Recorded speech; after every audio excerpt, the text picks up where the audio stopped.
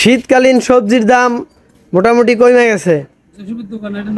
হ্যাঁ, এই যে জসিম ভাইয়ের দোকানে আছি। শীতকালীন সবজির দাম আজকে হচ্ছে এই যে লাউ, এই যে লাউ দেখতেছেন, এত সুন্দর সুন্দর বড় বড় সাইজের লাউ 25 টাকা করে। আমি একটা নিয়ে নিছি।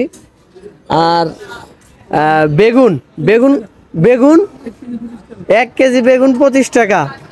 আর এই যে গুল বেগুন ভাজি খাওয়ানোর লিগা 1 কেজি 30 টাকা। পালং শাক 1 কেজি 20 টাকা। সিম 1 কেজি 30 টাকা। আর এই কি হিসাব? ধনিয়া পাতা 1 পোয়া 15 টাকা।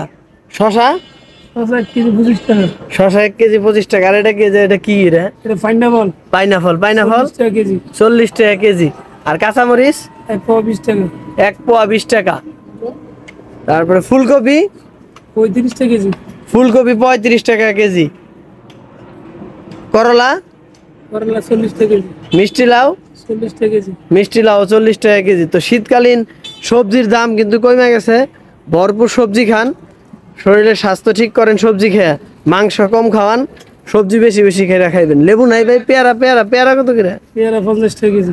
আর কলার হালি 20 টাকা। তো সবাই ভালো থাকবেন, সুস্থ থাকবেন। আসসালামু আলাইকুম।